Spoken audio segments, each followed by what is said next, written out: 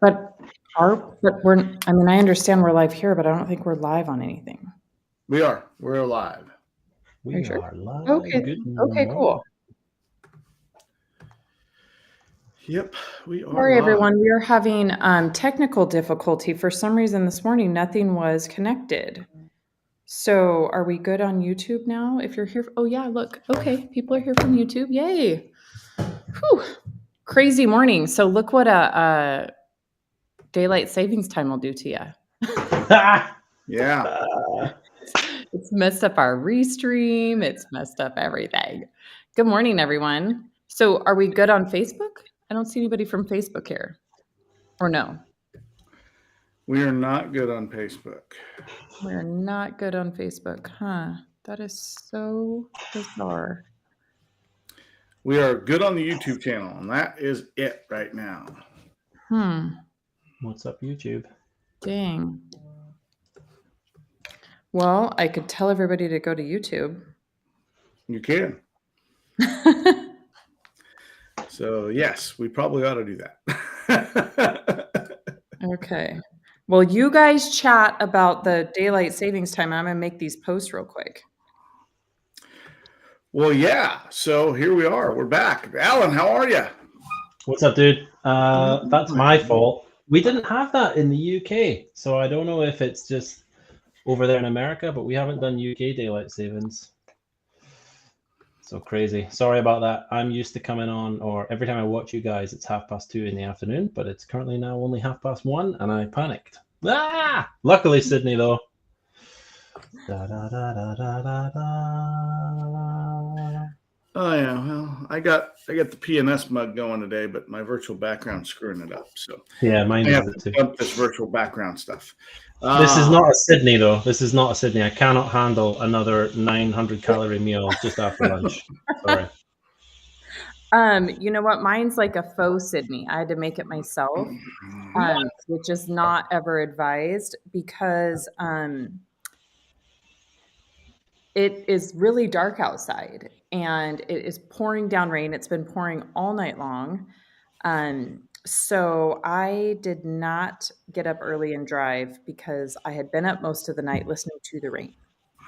Wait, Sydney, so you're usually, if I know this correctly, inside scoop for those that don't know.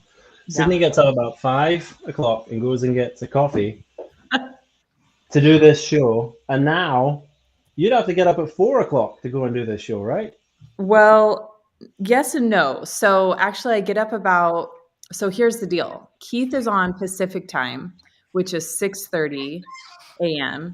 I'm on Mountain time, so it's actually 7:30. So it's 7:30. Oh, you're the one ahead. Then Keith. So technically now today I had to get up at the same time as everyone else usually does. Right? Right. We're all up an hour before her. Yes. So. Right. So the issue, yeah, it is. So it's only like an American hour change thing that's happened, right? It's so silly. Right. But was this the last time, Keith? I feel like this was the last time. Didn't they pass a law or something? I think they're trying to get rid of it. Yeah. So, yes. I'm pretty sure this was the last time. Thank goodness, because it's silly. Do you still call it daylight savings? Yeah. We do. I think I don't know what we're saving. Summertime. Yeah. So we have like GMT plus 1 and GMT. Yeah. So, it was a funny thing. I saw a quote one time, and it was like an American Indian chief who said only the white man, speaking of the Americans, would cut off the top foot of the blanket and then sew it onto the bottom and think they made the blanket longer. Which is kind of what we're doing with daylight savings. It was a good analogy. I don't know if it's a true story or not, but yeah, we're just moving the hours around in the day. So all we're doing is making ourselves tired. Yeah, but you're all going to be like me when I come visit for the show, regardless. Yeah, so. Yeah, you're all in Alan mode now. Yeah. The time change throws you off for sure. Well, thank you everybody for joining us. We're not sure what's going on Facebook, so we appreciate you everybody being here. Look at Alan wearing his babe shirt. Well, and Alan, I'm wearing plaid just in honor of you. So this is how much we all love each other in this family, right? Sydney, what did you wear? What did you wear in honor of me, I'm Sydney? wearing the Dream Maker shirt because it's my favorite.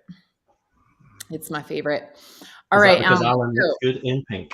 I know this show, you probably don't catch 100% of it, so you don't know how this all goes. So normally at this time, Keith, you already did all your introductions and everything, right? I did, but we weren't really live. So let's Right. Are we redo getting them. one? So Yes, let's do that today's again. product of the show is Full Send. You can see it in the upper right corner of our screen today. And our show is brought to you by our P&S storefront, Carousel Auto in Iowa. Josh Pierce is the guy who came up with this plaid shirt, so we're wearing his shirt today. If you want to be the show sponsor, P&S Distributors, all you got to do is send me your shirt in an extra large. I'll wear it on air, and you're the show sponsor for the day. That's how this works. That way I don't have to buy clothes. I just get them for free in the mail. All right. And because Alan is our guest, I felt we had to have a plaid shirt today. So that said, I'm just punching through all the little good mornings and welcomes. Terry's on with us. And Josh, I saw you here, buddy. This show's for you. We don't bring alcohol to the fore, but we will bring the show for you. So Nice. just getting all the good mornings in. So the first subject up, Sydney, is what did you detail this week? Oh my goodness. So, well, oddly enough, Not much. that's going to lead into our next subject. So let's see. So last week, though, I did get to do a 1970, I think it was a 1972 Challenger that was very cool. It was like a raspberry red with a black hood. I've seen That that one. was super fun. And you're going to have to tune in a couple weeks to hear what my favorite product of that detail was, because I can't say it yet. But Could it be we have a new product release coming? maybe. Could it be there's a large online social event where people launch products? There could Huh. be, yeah. Could be. Could be. No, in all seriousness, though, that was just a super fun detail to do. And that took me a couple days this week. It is the only vehicle I worked on last week. And it was just, the interesting thing was it was single stage on the hood and then regular clear coat on the rest of the car. So that kind of made me have to adjust how I did things. So I had to go back over the hood with Ultra Coat polish to give it a little bit of hydration. So of course, I mean, that one's always my favorite, right? That's always what do we say, Keith? Ultra Coat's always the answer. Ultra Coat polish is always the answer. Right. Yeah. So fun tip, if you're working on single stage paint and you're having to kind of go at it like you mean it, Ultra Coat's a good final polish for that.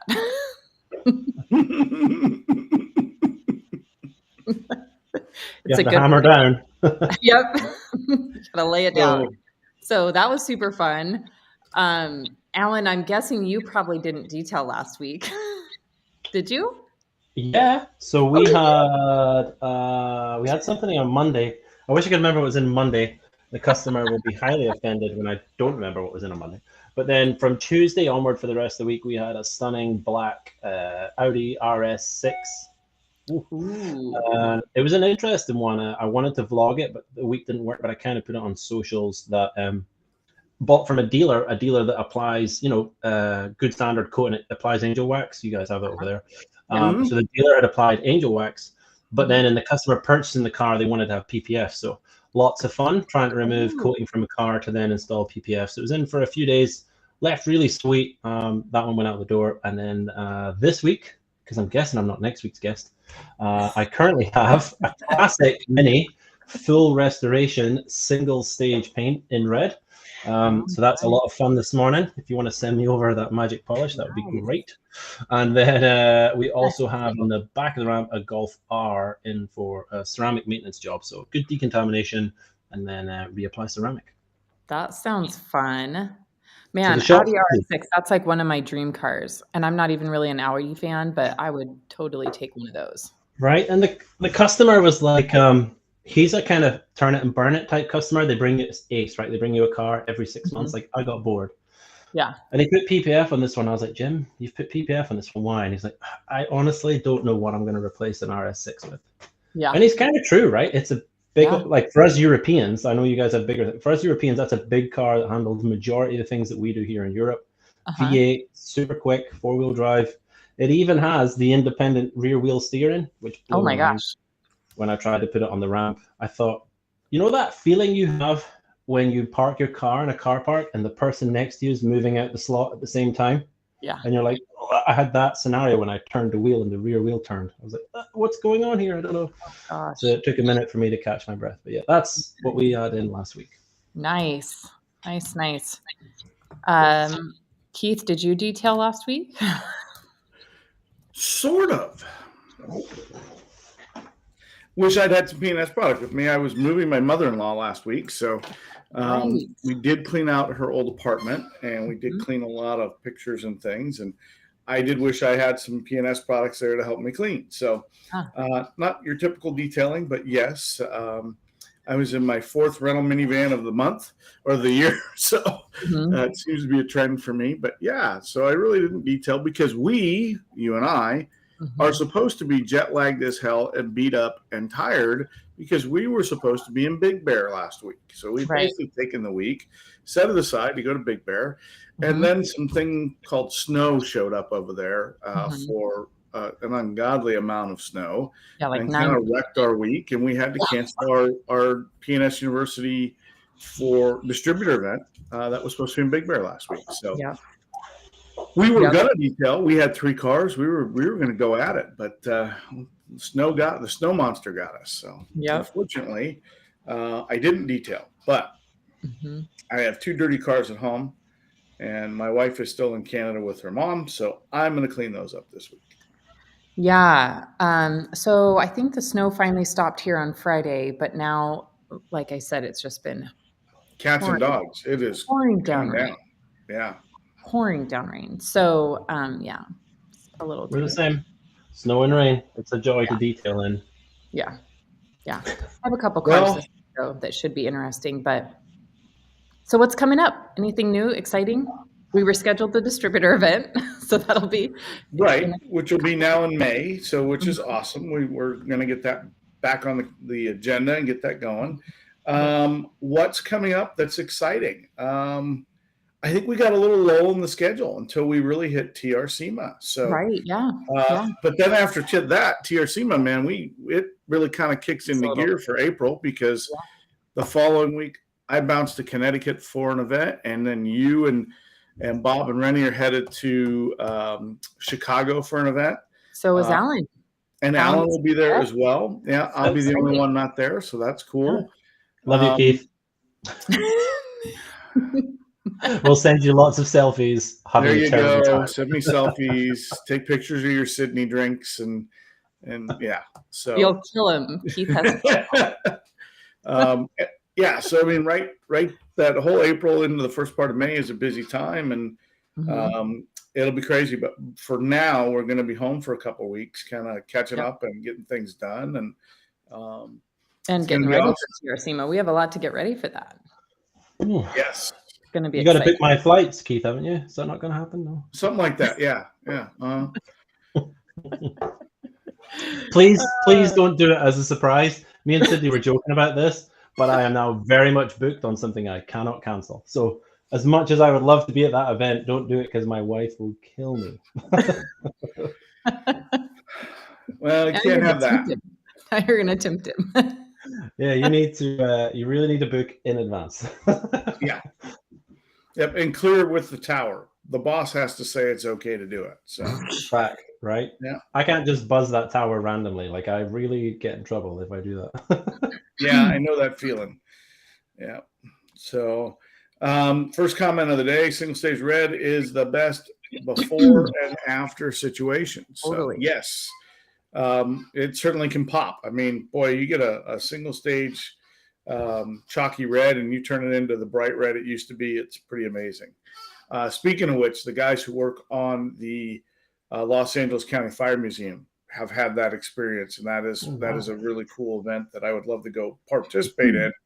But boy, those guys really turn those trucks and make them pop when they're done. I love this comment, Alan. This one is for you. Replacing an RS6 isn't possible. That's true. Right. It's true. Like, I don't know what. Honestly, this guy's had every car: R8s, supercars, big cars. He's got this RS6, and it's the first time I've seen that glint in his eye where he kind of goes, "This might be the one." So we'll see if I can talk him into like full stealth on it. Then we'll see. Well, for those who are just joining us on the YouTube, I did go post on our Facebook that we are having some technical difficulties. So Yes. please, everyone, check us out here because our links are not connecting through to Facebook. And I'm certain it will be a rabbit hole that I'll spend 3 hours on today. So it is what it is. Yes, unfortunately, what a bummer. We've had this happen once before too, but I'm not sure what causes it. I think sometimes just the Facebook Live just doesn't like it. Doesn't play well with others. No. Yeah. So you guys here on YouTube, it's going to be all on your shoulders to ask super exciting questions. Right. So bring the questions on because we're You ready. don't have your friends on Facebook. That's so funny. Good morning and happy Monday. We're glad Midwest to see Top you Detail. for joining us. Nice. It is St. Patrick's Day week too. And you know what? Is anybody else a fan of March Madness? Mm-hmm. Knows I'm a huge March Madness fan. So it's like ready to rumble week. And hey, Boise State is in the tourney. Yes. So they made it. Yep. So exciting. They play Northwestern. I'm ready. Thursday night.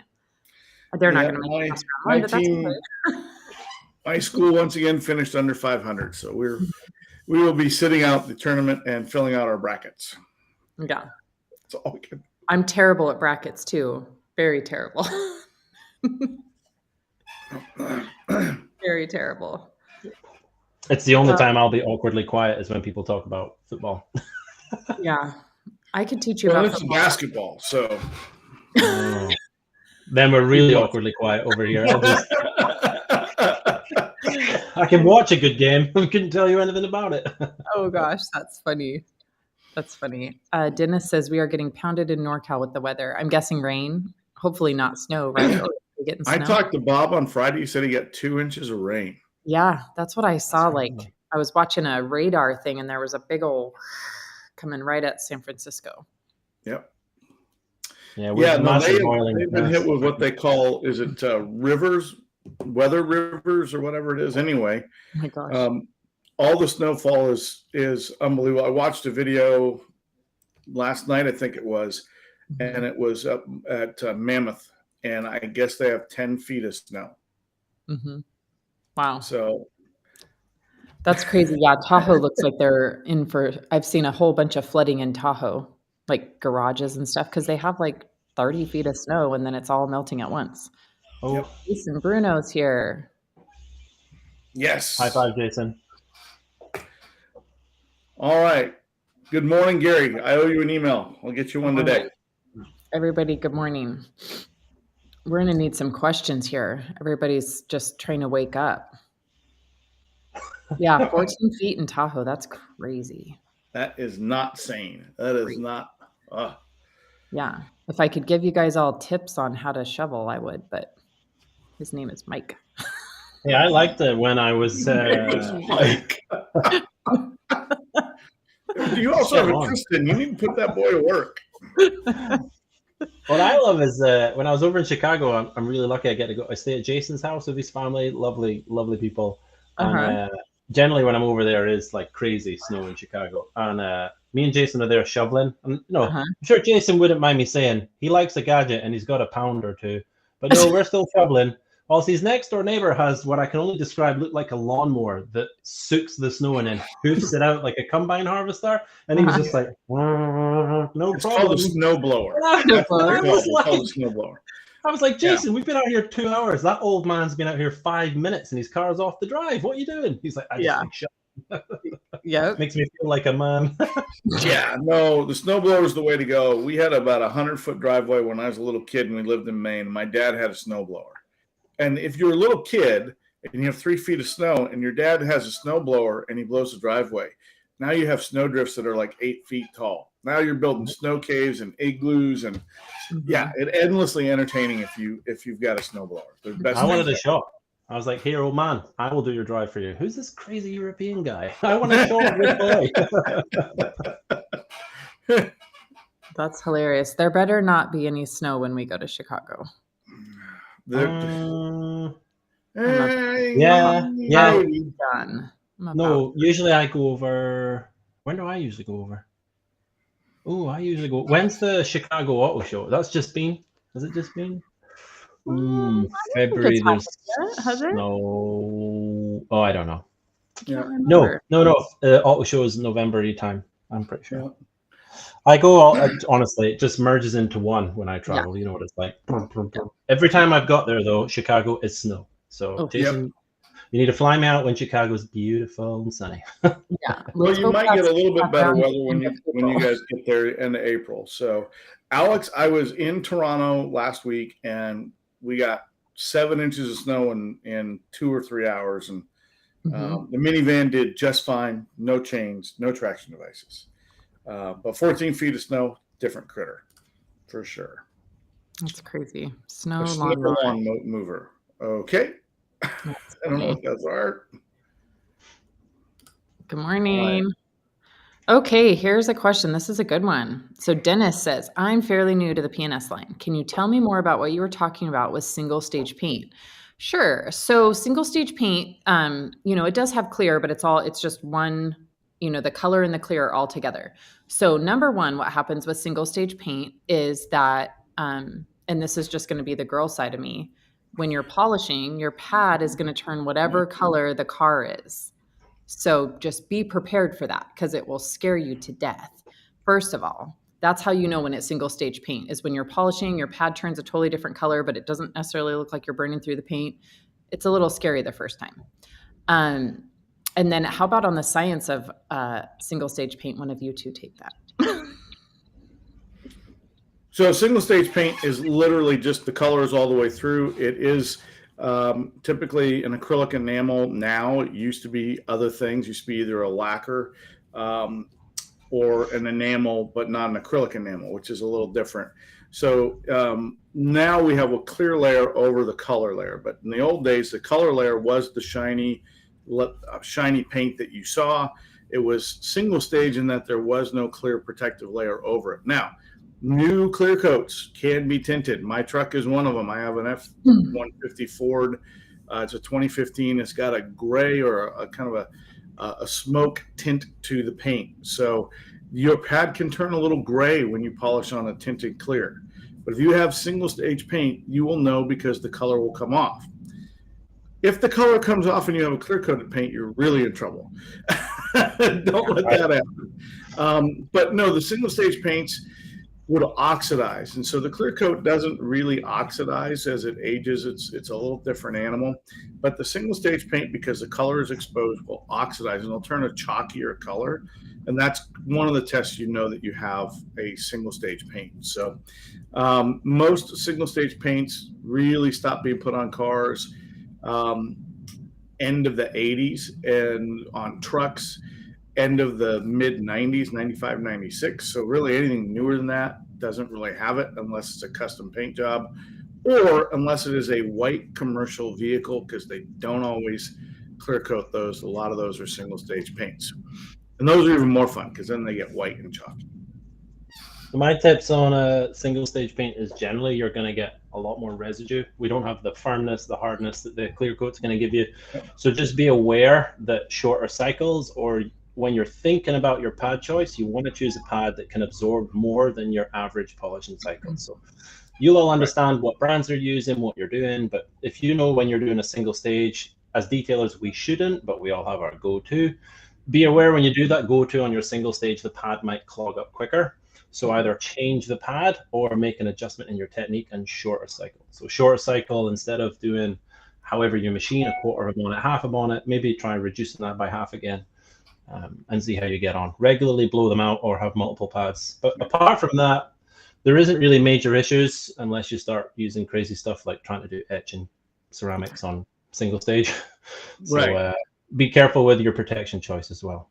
Yep. Right. So product wise, let's talk about that a little bit. So the old school products used to be more of a high solvency product. Today's newer DA friendly products are a water suspension product. It doesn't mean they don't have solvent in them, but they don't have nearly as much. And so today's new products feel more lotiony, and they are more kind of look gelatinous and lotiony.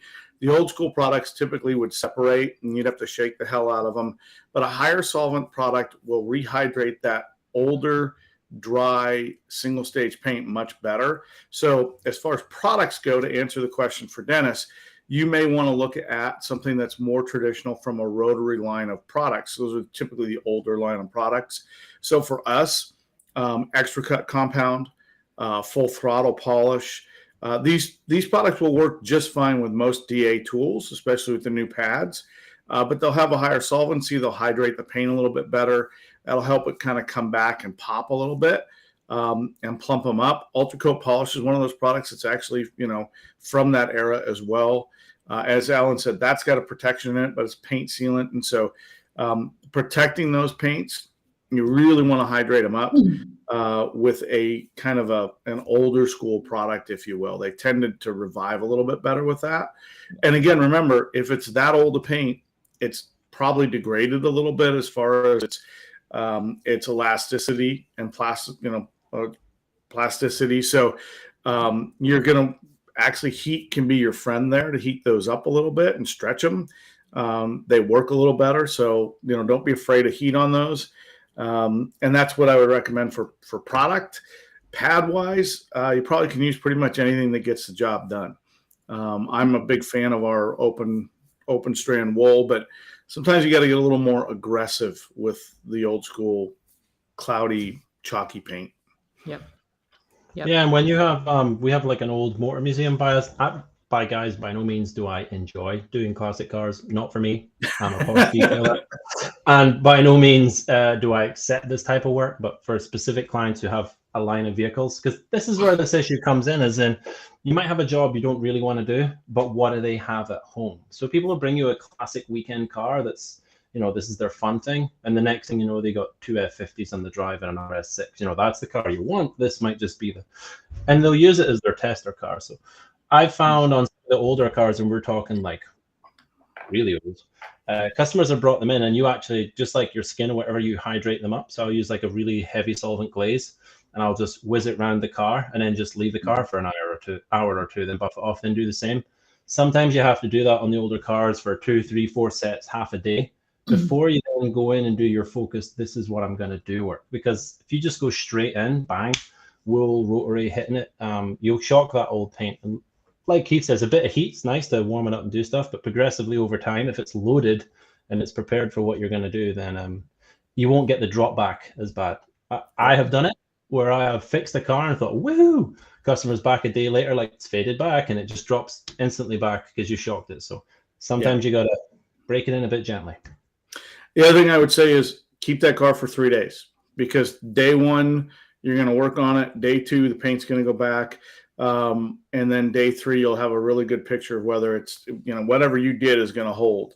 Buff tone and high tone glaze were two of our favorite products from the old school PNS line. Kyle's Boat and RV actually would be a great product for a single stage paint. It's really kind of was designed for that. So those are all great products to kind of fit in that space. And I would definitely recommend looking at those if you're doing it. Now, one last thing I will talk about on metallic single stage paint. Metallics are a bear, because if you polish or over polish, try and get a scratch out in one spot, you can expose more of the metallic.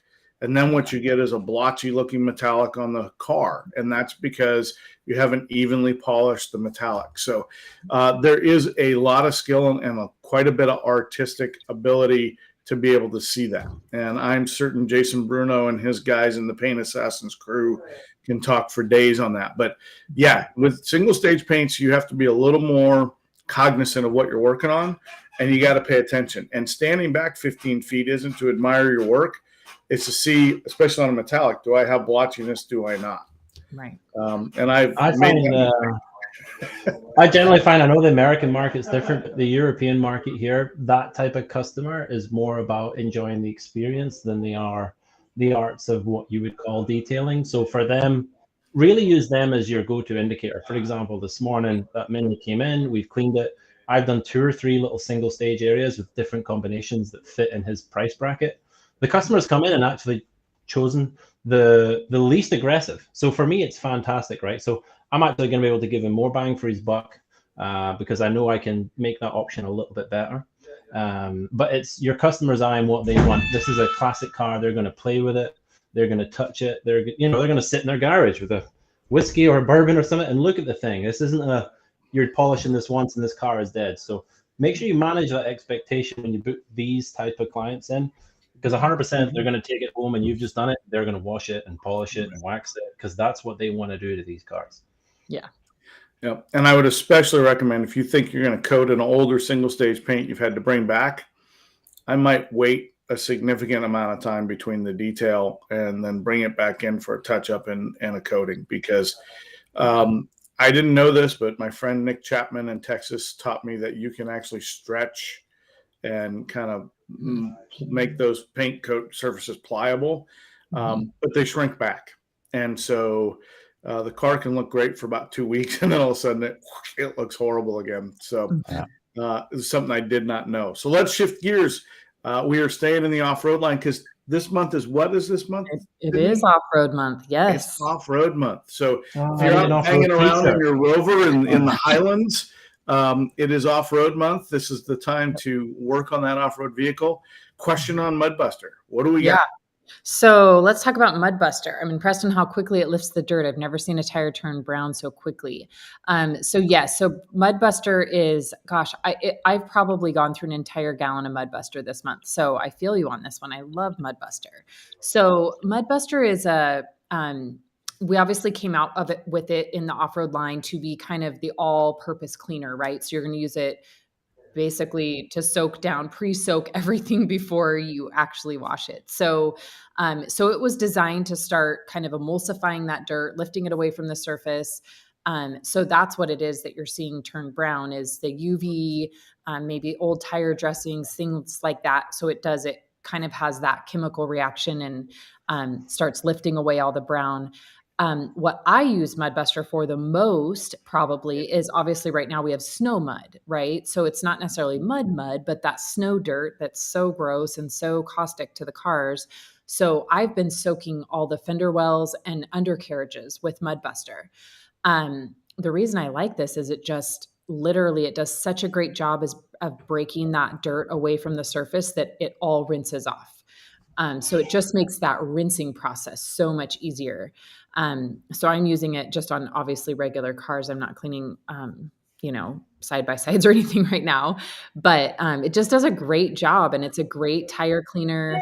You get a good lather, and it's really relatively safe to use on, all areas of the car. That's the other thing I like about it, is I know that I'm not, hurting anything. It's great too for right now. I have a lot of cars coming in where it would appear that the lower third of the car, even though it's ceramic coated, that it's clogged. And so Mudbuster does a great job to just automatically, I just soak all the lower thirds of the cars coming in. And then I know that I've kind of, cleaned up the coating and, gotten all the contamination off there. So it's just a really good, it's my favorite pre-spray, if you will. I love it. And because road salt is a low pH when it hits the car, and when it's liquefied, a higher pH product like that really has a great counteractive approach on it. So that's cool. Yeah. And then Mudbuster has one element in it that kind of sets it apart from the rest of, a lot of the other P&S products. And that is that it has a rust inhibitor in it.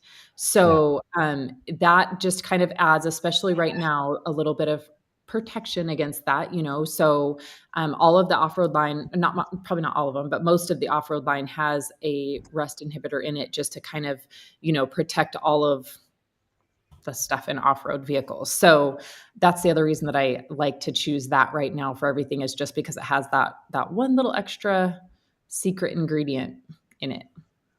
And it makes sense, right? I think a lot of detailers get hung up on trying to get in about all these areas with brushes and then protect them, whereas that one product, is almost a contactless wash and adding in that bit of protection until you get to that moment 4-6 months where you're going to do your deep clean. You know what I mean? So that's when I really, when we were at the show and I was reading it and seeing that they all had, it was a high alkaline product and it had a rust inhibitor in it. I was just like, yeah, morning. I like the look of this thing. Yep. I love it. Love it. Love it. Yeah. Now, keep in mind, if you're in an area with de-icers as opposed to road salt, now you got a high pH product. So using an acidic product like a crystal wash would probably be a better approach. So again, knowing what's on your road can certainly help you with some of those issues. So, I think a lot of people get stuck on the fear of everything must be pH neutral, right? Especially when it comes to ceramic coatings, where in essence you have now just created a resistance barrier that you need to use those higher and lower pH chemicals to just declog them to bring them back to life. So people need to get over the stigma of being scared of things that come away from pH 7. Totally. That's a huge, They do. Everything's pH neutral, and you're just like, I know. Yeah. Dave and I talk about we say that. When guys ask me the pH of every product, I'm like, look, if it's designed to be used to clean X, then use it to clean X. And we don't need to have a conversation about every pH on every product. I mean, most people make great product in this industry. I mean, I know we try to. And if we tell you it's designed to take, mud and dirt and grime off a car, that's what it's designed for. So it doesn't hurt, though, if you're in the red clay states where you have a lot of iron in your mud to maybe take a little different approach. But still. So here's a great question. Now we're on to dressing tires. Yeah. So have you used Wipe and Shine for anything other than tires? So I have, and I didn't totally love it, but to be honest, I may have put it on the wrong thing or using the wrong applicator. But because Wipe and Shine's a gel, and maybe this comes from me being slightly lazy. So I don't like the gel to drip off my applicator. So I like to put Wipe and Shine on a brush. And that's how I apply it to the tires. And this was probably 3 years ago, to be honest, that I tried Wipe and Shine on a microfiber applicator and I tried to use it on bumpers. And it just dripped off. And then, it doesn't immediately soak into the exterior plastics like, say, a dynamic would. So it wasn't my favorite process. I'm sure it probably works great. It just wasn't my favorite process. And so I tried it once and I've never tried it again. So I've used Wipe and Shine on the old-fashioned rubberized portions of the bumper trim. Okay. And because they're really rubber, it works just like it does on a tire. I haven't had great success with Wipe and Shine on, say, a hard plastic, like we typically see with the trim panel. But if it's a rubberized piece of material, I actually find it does really well on. Oh, I can see that, like on the old BMWs and stuff where the bumper next to it has that rubber trim on it, or the any of those with the rubber bump stops, that all really works well. I really like it in the doors. So if you get a vehicle, it's probably going to be like your 4x4s over here, but in Europe we get a lot of Range Rovers or Defenders, where if you imagine you have your door, the door seal is a good half a foot, up the panel. So when you open the door, that lower foot of the door is disgusting, and cleaning up those rubber seals can be a real problem. Like you're in there with an APC, you're in there doing everything. I find Wipe and Shine on a microfiber and then just rub the seal really hard. Not only cleans it, but then dresses it up nice. I like it for that. But again, it's getting applied on the rubbers. And then you get the expansion seals on some roofs. They can be painted, but the black ones, it works really well in there. So like the bit above the window and all that stuff on the older cars, it's going to be great on this Mini. Perfect. They can be a real problem to clean, so I like to use it as a cleaner and dress in one. Nice. All right, Gary says Teslas are good for paint transfer sometimes. I tell you, the scenario where you could have where you get scared when you're painting and it transfers over is exactly that. There's been respray or touch-up work done on the car, and it's just an overspray, so don't panic about it too much.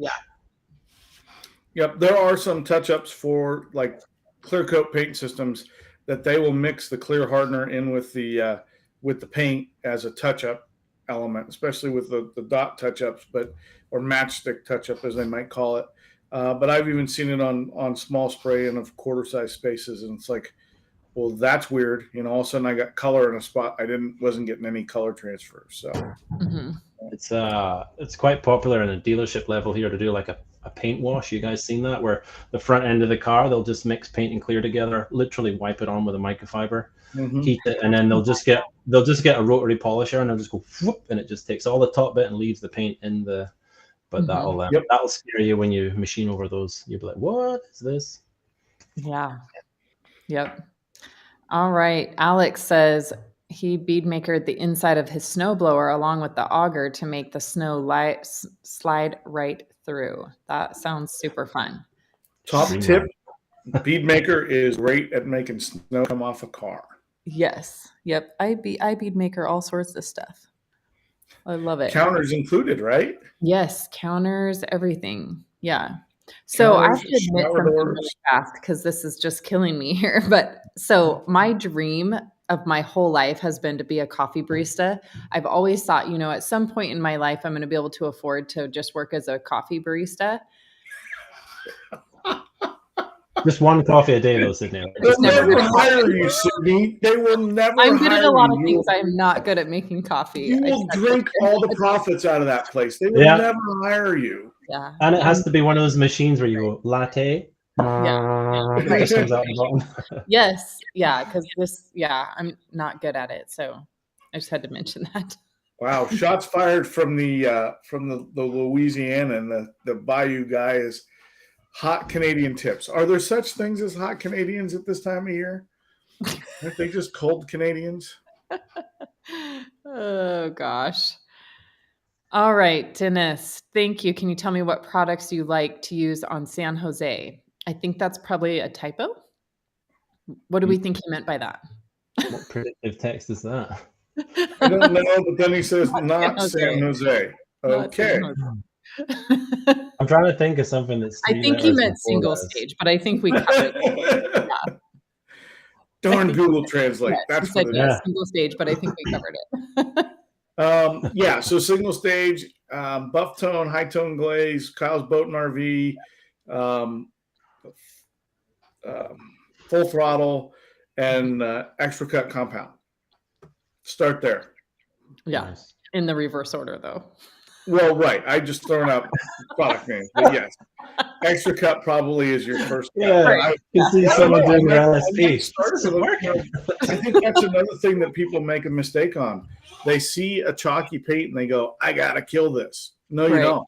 No. Maybe you do, but maybe you don't. Maybe it just needs to be so hydrated and warmed up. So maybe you do want to start with Kyle's Boat and RV or with full throttle and see what happens. Yeah. Single stage paint is the only paint I would ever say. Sometimes you just have to give it a little love. Mm-hmm. But clear coat paint, stop messing around. Just cut that thing up and get it done. Stop faffing on. Yeah, totally. Josh says, Alex, we use our leftover Legend and sell coatings for snowblowers and lawnmower decks. It's a great way to use leftover coating. That is awesome. Did you just tell Keith to resell his product? He's coming to knock on your door. That's awesome. Well, he is the show sponsor today. That's Josh. Yes. PNS label on there. PNS Snow Protect. There you go. Heck yes. Yeah, I will say Iowa does get a little bit of snow in the winter, so Josh does know what the heck he's talking about. Yeah. Yep. So WR says, is it best to ceramic single stage paint after you restore it back to its original shine? I like to ceramic coat everything.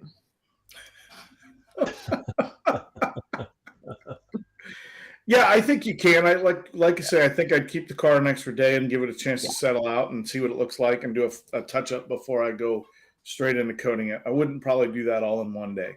Yeah. And there truly is. I mean, to be honest, there's a lot of different paint systems. I mean, single stage paint, it's all so different. So you really have to make that call on a vehicle, like vehicle by vehicle basis.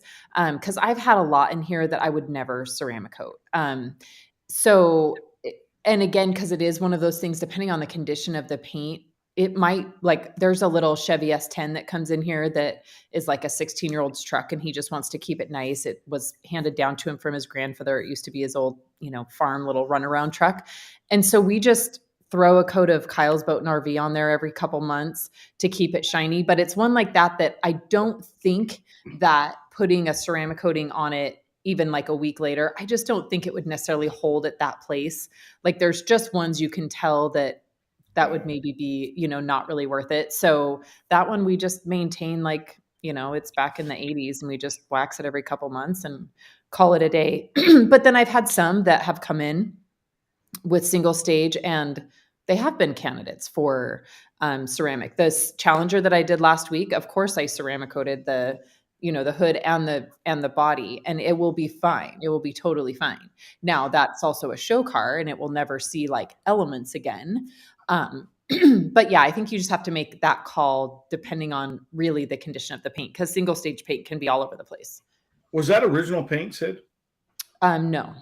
Okay. So, I mean, the possibility is that could have been a respray, which means it could have had clear on it. We don't know. But the other thing I would say is, if you've got old single stage paint, you want something that a coating that's not going to be a high solid, so that it has some flexibility. So, one of those things about coatings is the higher the rating for years, oftentimes the more solids are in it, but those can fracture as they stretch and move on a microscopic level. So going with a lower solid coating might be the way to go, like a Soul, a 1-year product, or something else that might be coming out in the near future. Or, a Bead Maker, again, it's got an SiO2 in it, it's protective, but it has some flexibility. And so, maybe a little less solid to your coating will give you some flexibility with that kind of a paint. So the only negative is that paint's very open as far as the cellular structure, and it may absorb it a lot, but it's kind of a double-edged sword. Yeah, that's where I was going. You want to watch what's the application method of ceramic? Is it an etch in ceramic? Is it a crystallizing ceramic? Because you don't want to shock that single stage. Right. Nope.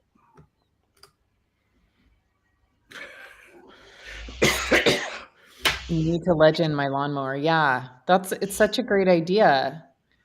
Such a great idea. Jamie the Cleaner. I like his channel. It's cool. Yeah, he's great. High five. Not sure what this is for. You're welcome, Dennis. All right, here we go. All right, Abraham. For my maintenance clients that had a 1-year or a 5-year coating, do I still need to do a full decontamination clay bar before reapplying the coating? Yes, for sure. So 1 year and 5 year, I'm going to treat those totally different. So I'll take those separately. So the 1 year, yes, if they're coming in and you're just continually doing a 1-year coating, or even let's say you're stepping up from a 1-year to a 3-year, you're going to want to do, I just start over, basically. I pretend like nothing's there. I start over. So if you originally just did, contamination clay and like a Soul, which we do that a lot here, you can just do that process again. If at any point I'm moving up in coating, so if I'm changing from a 1-year to a 3 or 5 year, or if have a 3-year and I need to do the 3-year again, then I always just reset from the beginning. So I'm going to wash clay, decontaminate, and then I'm still going to do a full polish at least, just because you kind of want to take that coating down a little bit. You want to make sure that you get any kind of surface marring and scratching that may have happened over the last couple of years. So I treat those, I just kind of start from square one. I may not have to put as much effort into the paint correction as I did the first time, but I'm still going to do, a polish on the whole car for sure. So we are doing this right now, and it's probably not a PNS method. It's an Allen method. Here we go. So the line of products we install here, we have a 5 and a 9-year, and they also have a topper. So the customer in right now has had his car for 6 years. Now that is gonna get bumps, scrapes, life on it. And every 2 years they come in for what we call the ceramic refresh, which is the full decontamination and clay bar session. And the technique I like to use is I don't mind using abrasives on the car, but I generally just go in with a ultra soft microfiber cutting disc. So I'll probably go in with like Rupes new white disc or the Meguiar's finishing disc. And the reason for that is this thing here is not very level, your hand. And if you're going to use a water spot remover and wipe a microfiber, a lot of people induce marring because of that unlevelness in the microfiber. So I'm literally just using the pad and the foam so it can balance out. Water spot remover, very fast arm movement over the car, and it just kills the top organic layer, leaving the hard resistant layer you've got. So then if you want to top that up with You could top it up with a 1-year sole, or you could do a bead maker. It's a great refresh. Plus, you're going to get the mild cut from the microfiber cutting disc anyway, like the natural abrasion of the disc. But you're not going in with abrasives and even other things. Some do require abrasive. If you're going in with an ultra thick coating, it will withstand a lot of abrasive abuse just to knock that first layer off, as long as you're going to top it up. So I've done lots of videos on it. It creates amazing comments, and people are like, wow, you've just machined it off. But if you understand the science that you have a hard base layer, sometimes multiple, then an organic layer on the top to create the lotus effect. That lotus effect clogs, some of the fibers will break. So you need to repair them or declog them to open them back up. So that's my little, there you go. So to do that, I use an acid wash, so water spot remover and a microfiber disc. I'm going to be super excited to try and use that crystal product. I really fancy trying that with a microfiber disc. I want to see what that's like. I think try that. Yeah, I think it'll be super cool the more I hear about it for declogging, grabbing and declogging, plus the acid for knocking off the organic layer, and then just putting the topper on. I like that. And our product that we would maybe use there as a polish would be obviously Envy. Yeah. Envy is a super fine jeweling polish. It's going to be great on a hard clear, and it's going to do a fantastic job on it. Just because the abrasive is so minimal in that, it's not going to remove a ton of material. Yep. So if I put a little thing on that today, like this golf ours had respray work. So unfortunately, we had recent storms here, and a wheelie bin, like a bin, moved and banged into the side of the car, so it needed a rear quarter respray. And the shop did a great job, but they've just been a little lax in their masking, so the roof has overspray on half of it, right? So I just whizzed over that very quickly with a white microfiber cutting disc and a roof has white. Very quick, whoop, over the top of that. It's removed because the clay couldn't get it. And if you imagine, I'm just removing the overspray, so the ceramic coating is still underneath. The hard layer is still there, all the protection is still there, and then we just got to top it up. So you can stack your coatings. I'm gonna have to try that. I've got an amazing sales technique for you on that, Sydney. That sounds amazing. I love Good it. morning, TRC. Good morning, Thanks for joining us today. And everybody else feels the same way. Yes. Everyone's excited when TRC enters. Hey, when TRC jump on here, who's that going to be? Or could it literally be anyone? It's usually Gabe. Hey, Gabe. High five. Yep. Good morning, Eddie. Thanks for joining us. Trying to see all the flags there, but I'm throwing them up anyway. JTC. All right. Dennis's brain is just went. Yeah. Amazing knowledge today. We try. Rhoda High five, Rod. What's happening? Hey, Rod and Jody. Woo! Good I need to get on their podcast as well. I keep the timetable just doesn't hit. So sorry, guys. We know a guy. We can help you with that. Yeah, we know a guy. And if you came to Boise, they're right here. There's a lot of cool people that live in Boise. I think we the might bonus have to is they're watching now, so they'll probably reach out to you after the show or during the show. I'm going to come to Boise when there isn't a detailing event on, so I can see everyone at my own pace. Whereas if I come to TRC, everyone's just like, I'm busy. Right. What day should he come to Boise, Sydney? June 17th. June 17th would be the day. That would be the day to be here. Yeah, there's a great car show I hear up in Hidden Springs. You got to attend that sucker. It's my big event. Let me check my diary. It's my big Sydney, event. I'll send you my invoice. Your appearance fee. All right. JD says, I just took delivery of a brand new vehicle that was built on March 6th. Since the paint on the vehicle is brand new, when can I coat it? So maybe I'm wrong on this, but I feel like it was probably painted before March 6th. I'm guessing the March 6th date was probably the finish date. Is that right? Yeah, but those usually happen within a few days of, manufacture on a car can be done in a week.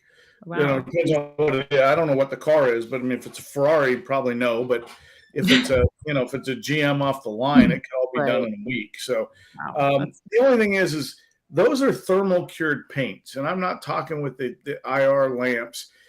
Factory produced paint is all thermal cured. They literally cook that stuff at a higher temperature before they put the plastics and the rubbers on. Yeah. You probably have pretty well cured paint, but hey, tell the guy 30 days and then bring it back. It's not that big a deal. Yeah. Yep. Yes, Eddie, the brush life for applying tire dressing for sure. Love it. Mhm. It's the only way I do it. All right. Mike says, my new, you have a TRX, Mike? My new TRX has a lot of carbon fiber on the interior. What can I use to protect it? Man, that's a tough one because is it, and I'm trying to think of what's in the TRXs. I have several of them, but I can't think if is it kind of like a faux wrapped or is it real carbon fiber? Um, for me personally, I would start with Sol. What do you think, Keith? Just because it's a low solvent, but it is kind of a protective layer. Well, I don't know on the carbon fiber on the inside if that's bare carbon fiber, if they've done a protective layer on it. I assume they put some sort of clear over it before they install that trim. Yeah, and I kind of feel like it's because I think it's the same stuff that's in my Jeep. I think it's basically a faux carbon fiber sticker with a clear like plastic coating over it. You could probably even coat it if you really wanted to. Yeah, that's Although what that I gets would a little do. bit of a sticky wicket Yeah. trying to avoid the trim and everything else. But Yeah. I mean, that if you're putting protection on it, that's the only thing I can really think of, you Yeah. know. Yeah, I would probably coat it with Sol myself. Yeah. I think I have the same stuff in my Jeep. Yep. Along all my doors and stuff, I have that kind of faux carbon. I would mask off before I Yeah. put anything on. I mean, that becomes Yeah. part is, it's usually shoehorned in between, two pieces of regular vinyl dash or plastic. And it's just like, how do I get at that? And so you'd probably have to mask the heck out of the thing and really make sure you get it even and level it well, but probably coating, I would guess. Yep. I would just wipe it because you're probably going to touch it and scratch it anyway. Well, right. Right. That's my advice to a customer. Right. Yeah. Yep. All right. Final approach says, awesome. Yes. Finding a use for it on rubber seals and gaskets and a 2000 M5 rubber bumper we've had in last. Yeah, exactly. That's exactly what I was thinking is like the M5. So perfect. Yep. We also have a product called Bumper Coat. I love bumper coat. I don't, just because that whole running off the applicator thing just kills me. But we do have bumper coat. So if you have something that is crazy dry, and that's where you put it on that crappy plastic, right? And I call it crappy plastic, but it's right. That plastic that was either a dark gray and is now almost a white, or you get the old black. I mean, if you've got a Chevy Avalanche that needs some love, bumper coat's your buddy. If you have a Sprinter van that has the 1 foot long band of plastic all down the side, and I had one for work, that's what I put on. I put bumper coat on there. Yeah. We did that for the McCall's vans last year. We used bumper coat. Yeah, and that's what that product really is for. I would think wipe and shine is not so much a good fit for that, but the bumper coat absolutely would be. Yeah. Yep. Oh wait, go back. We didn't answer Mike's question. What? Alcantara. How does he protect the Alcantara? So the good news is the Alcantara is actually really easy to take care of. I feel like a lot of people get scared with Alcantara, and it can actually take a lot. And I have this in my car too. And what I do is I just clean it with, Express on a towel or whatever. I like to put Express in a foaming hand pump. Because that's like the cool thing is to use foam to clean Alcantara. So I just buy the empty hand pump and put Express in it. I have a foaming cleaner. So I like to use that. But then what I do for the Alcantara is I spray our fabric protectant from the Inspiration line on a microfiber, and then I just go across the Alcantara, let it sit, and I usually do like two rounds of that. It doesn't apply a huge amount, but I use it every couple months and it creates like a little bit of protection. But I don't really have too much issue with mine at all. It's super easy to take care of. Yeah, we fabric guard, same fabric guard here. Regularly clean. Alcantara, the problem is it looks bad because it gets clogged up. That's the issue. Yeah.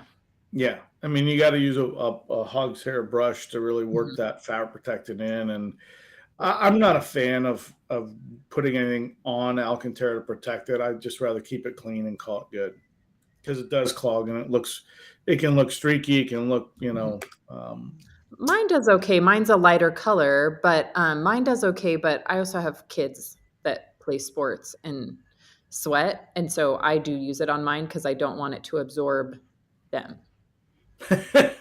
So It's nice. if Nice. you have a boy that plays football, you put fabric guard on your Alcantara. And him. Guard on your boy that plays football. Yeah, I probably should just spray it on him. Stay away.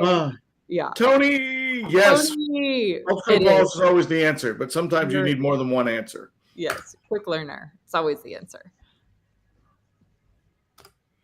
All right. Terry, would love to see P&S class on just paintwork. I got to tell you, Terry, we are doing some cool things with the training center. I don't know if we can even make an announcement about that yet, but next show we will. There'll be a big announcement. But yes, we're going to do some cool things in the training center. Aren't I making an announcement after this show? Maybe. I feel like I have an announcement ready. You have an announcement ready? Yeah. Do you?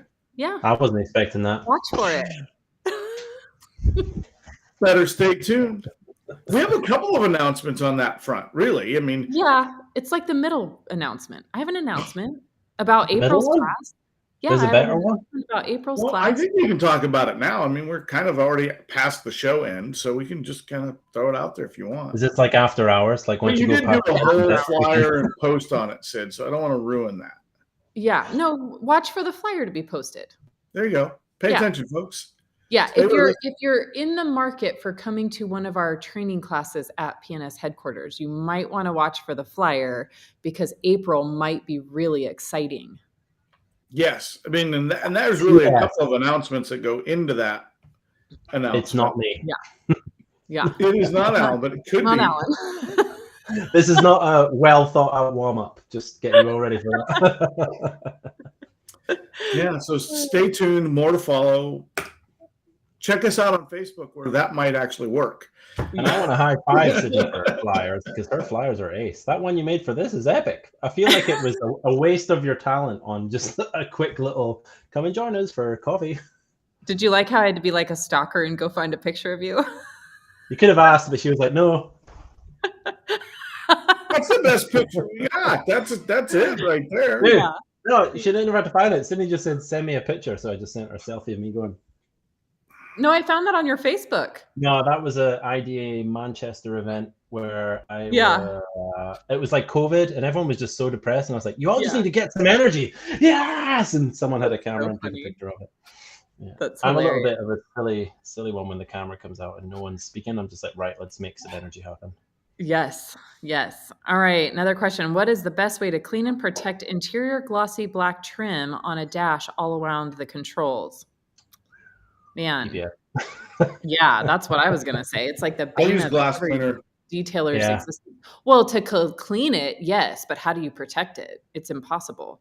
I mean, I don't know who write letters to the people that build these cars and say, why in the world would you put glossy black on the Why are you putting piano trim is what I call it in a car. Right. That is the worst decision ever.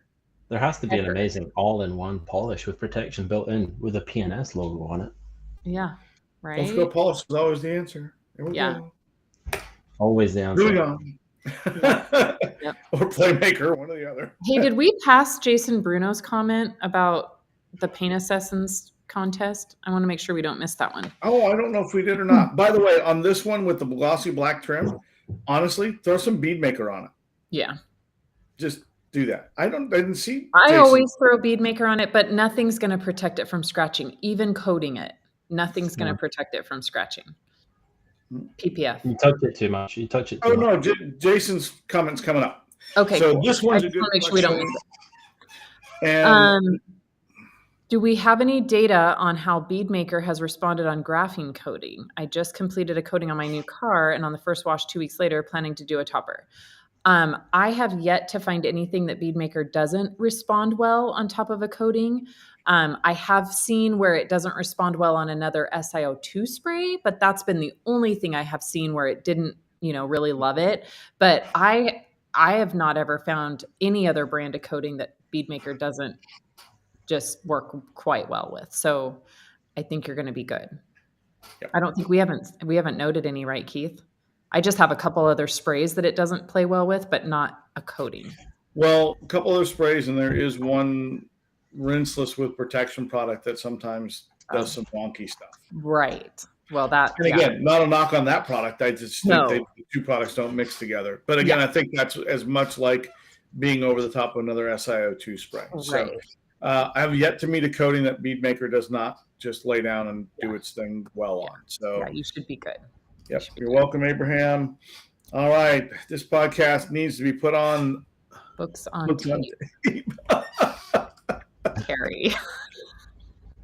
Jason Bruno. Jason Bruno. Friendly reminder, PNS is sponsoring the Paint Assassins Paint Correction of the Month with a nice haul of goodies for the winter. So if you do not already follow the Paint Assassins, make sure you go follow them. And there's a thread, and I believe you can email in your paint corrections. There is a big, not a briefcase, a duffel bag full of goodies for the winter this month. So you want to make sure that you enter that. So you enter in the month of March, and then I believe he does the giveaway on April 1st. It won't be a joke. All that stuff really is in the package. So make sure you go follow Jason and the Paint Assassins and get your corrections in. And so you just have to have a before and after and all that good stuff. So that is super fun, and we're excited to be sponsoring this month. So make sure you do that. It's a sweet group, and it's international. Do we get to guest judge on that deal? Do we get to guest judge the paint correction? Probably if we asked him to, yeah. Well, you know, my other thing would be 2 words for you. Single stage would be my 2 words for the month. Just throwing it out there. You got a single stage. That might be a way to win after today's conversation. So just saying. Yeah. All right. Eddie says, any new ceramic coatings coming from PNS in the near future? If not, what don't you like about Legend that you would have changed or modified? So I'd have brought Legend out 5 years earlier, but that's it. Yeah. Well, so we can't really comment on the first part. And then what don't I like about Legend? I like everything about it. I think that I don't think I would have changed anything. I think it's just one of those products that I love it. Yeah. It has its place in the market, and I think some people pick it up not knowing what it is, and that's where their issues come. Like if you know they understand what's going on, like any coating really. But I think a lot of people pick it up and they just go, okay, I'm going to try this Legend thing, apply it like my normal coating, and like, oh, that's not what I expected. Now I have an issue. I would say, you know, the PNS guys are epic at putting content online, so just go and look at some content before you try playing with that product. And you know what's I happen to have a box right here. Yeah, you know what's a fun fact about Legend is it's its 2nd birthday this weekend. Oh, it is? That's right. Yes, all the memories popped up on my Facebook this weekend. So we launched it 2 years ago. At TRC. Yeah. It wasn't TRCMA though at that time. We just remember we did a special release. So it was released 2 years ago this weekend, which is really cool. And so, you know, I've had it on a ton of customers' cars now for right at that 2-year mark. And I mean, it's still great. I mean, I have it on my Challenger. The Challenger wasn't the first car because we obviously had a couple cars in testing at that point, but it was the first official car that it went on for our video and stuff. And I mean, so that car's obviously been in my control, except for when it slid off the mountain, but it's been in my control the whole 2 years. And I mean, it's great. It's really, really great. So I love Legend. All my customers' cars that come in, you know, ranging from 1 to 2 years with it on it. I'm doing a lot of maintenance clients right now that have Legend, and I mean, it's fantastic. So yeah, I wouldn't change anything, to be honest. Love it. Yeah, it's like I said, coatings have a place in the market for what they are, and I think the only people that are negative about it didn't understand that it was either a 4-year, 5-year, 6-year coating, whatever's going on, and they applied it wrong. They're used to applying 1 year's very easy. I think as a detailer, we'd all say we'd like a coating that goes on really easy and lasts 10 years. Is what your customer wants, but as a detailer, you can't really market or sell that very easy. So we'd all like something we can get our customers coming back 1 to 2 years, make some money. Yeah. So we do have a comment, and I will say we are working on a coating product right now. And it's not a new product. It is an old product, and that is our fabric coating protectant. So California decided to change up the rules on some compliance issues. And so some of the materials and the composition of our fabric coating protectant is no longer allowed to be made in California. So Dave is working on the formula on that to adjust it so we can remake it. And so, yes, if you've noticed that your distributor no longer has the fabric coating protectant, they have not failed you. Production has not failed to keep up. We literally can't make it right now just because some new rules, and this happens from time to time. New rules come in kind of usually first of the year, and that's what happened with the fabric coating protectant. So yes, this comment's kind of about that. So yeah, we're working on that. The answer on all other new product development is the first rule of new product development at PNS is we don't talk about new product development until the product's developed. So if we had a new coating, and I'm not saying we do or we don't, you're not going to know until we release it because we're not going to talk about it. So just to put that out there fairly that Sydney's not being evasive, that's just kind of how we roll. There's always something in the works in Dave's little magic closet. We just can't always tell you what it is. So yes. Sydney's face looks good on a bottle, though. I think it should be her next product. Just saying. Yeah. And as far as other fabric coating protectants, I don't know. Again, it's all about composition. I think sometimes those things get overlooked, or hey, we don't make it here, so it's not a problem. We try to be very conscious of what we can make and where we can sell it. We have a dressing that is a great dressing, but it's really old school dressing, and it's illegal in 13 states. 6 provinces, and it's wanted for murder somewhere, I'm sure. But just kidding. I mean, so some things, the rules change and you got to adapt. So Tony's mind blown. There you go, Tony. We blew your head off. There we go. Please, please. Yes, yes. Okay. We're getting in the lightning round here. Worse than the CIA. Yes, for sure. Yes, we are. Watch out. They're listening. What can I use on a turtle shell? He's a little soft today. I would go for Soul. Yeah, very flexible for that soft shell. So they pick on Terry, Alan. They pick on Terry. What? Yeah, they call him a turtle because he's older than some of the young guns, and they pick on him. I'm not so sure I like this PNS crowd. I'm going to come in, sort it all out. Paint gloss is a good product to sell customers to maintain their piano black trim and keep it looking great. Yes, Josh. I love to put a bottle of paint gloss in every one of my customers' hands because they can just spray it anywhere and love it. They're not going to hurt anything. Yep. Love me some paint gloss. Yes, Tony, the legend is in the terrible 2s, and next year it's going to be a 3-nager. So that'll be exciting. It's going to want to come in 5-liter cans. Yeah. So the next one he corrected. Sydney only shares control of her cars with the Mother Earth. Yes. Yeah. We like to keep them on the road. This year's been a little rough. Ramiro says, I referred to other brands. I'm not sure what that was. I think that's fabric coating. Fabric coating. Yeah. Yeah. Oh yeah. Yeah. Yeah. And we understand, Ramiro. It's just, I will say that we just wanted to make sure that people knew we were tracking on that. We're trying to make that happen. Yes, Eddie. So what you're saying is maybe. There's always a maybe. Always. Oh, but there's no maybe on the Bead Maker 2.0. I still keep seeing that out there floating around. Yeah, there's no maybe about that. Ain't happening. There's no maybe on Bead Maker 2.0. Terry is awesome. He's one of my favorites. There we go. Yep. Thanks, pal. All right, here's the last question of the day. Last question, and I love this one. Good morning. What are some ways to rejuvenate ceramic coatings with PNS products? It is the wash clay seal process, which is our reset clay towel, bead maker, and absolute. So you wash the car with absolute, spray bead maker, use the clay towel, dry it.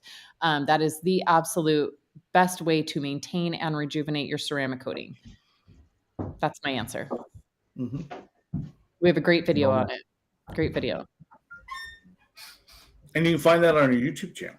Yep. And a new video just came out that I will be posting the links today. There's a video on Car Supply's Warehouse YouTube with me showing Jason Otterness the wash clay seal process. So go check that out if you haven't been there yet, but I will post up those links today as well. Yeah, so those guys are starting to release some of their videos from their visit. They did the warehouse tour over the weekend. They released that one. Yeah, they're a ton of fun. It was so cool to have those guys in the building. I can't wait till you guys go to their building. And please invade appropriately. Alan will need your help with some touring. Dude, Sydney, I'm all whatever over you do, invading break into Jason's all of space. their closets and steal all of their stuff and bring it back. Yep. There's got to be the troublemakers. Yeah. Sydney, I reckon you should get secret stickers made so that when we do it, we can just leave them and go, Jason, have you found any of them yet? And he'll just go crazy. Yeah. Sydney was your stickers. Yeah. I do have the Buff Like a Girl stickers. Oh, yeah. I do. We may have to come up with some. That is right around the Easter time frame. We may have to come up with some Easter egg stickers. Yeah. Oh, my goodness. And if he finds them all, you get to do a giveaway. Yeah. That would be fun. If one gets past them and it gets to a customer, then we do a giveaway. Yep. Oh, so that means we've got to like go on the shelves, pick loads of products out, stick them on one, put them all back on, and see if their guys notice it. Yeah. See if the customer notices it. Yep. Oh, we are marketing geniuses. That would be super. All right. Well, that is it for a technically inhibited show for today. Alan, it was so awesome to have you on the show, and I hope we can do it again. Maybe make it a little bit of a regular thing here. A couple times a year. I can be your. We're going to see you. Where are you going to be next, Alan? Next, I will see PNS in Chicago. What's your next event, though? Is that your next event? No, that is my next big trip. Yeah, so we never really dived into this much, but everyone in the world is wondering what's happening with Alan. So I sold my 2 companies, and I'm working for them both whilst also enjoying a few of the projects I never got to do. So this year is going to be super interesting. So this year there's not as much traveling because the traveling trainer bit stopped whilst I'm doing all the selling, moving over. And in 2024, well, who knows what will happen. So Jason's gig is my next gig. Cool. Awesome. Well, thank you for being on, Sid. Yeah. Happy Monday. Yes, happy Monday. The rain has stopped, so that's good. All right. Well, thanks everyone for being here. We will see you in 2 weeks, which will be the Monday right before TRSEMA. So that will be a lot of fun. You'll get to hear about everything we've gotten prepared except for any names. But lots of black cutouts of the product. So we're going to talk about this one. Just there's an empty bottle. So stay tuned in 2 weeks. And then April is going to be nuts and a lot of fun. So thank you everybody for joining us here on YouTube. We're going to figure out Facebook, but you guys have an awesome rest of your week. Thank you, Alan, so much for joining us today. Anytime. And you guys rock on. We'll see ya. Yeah.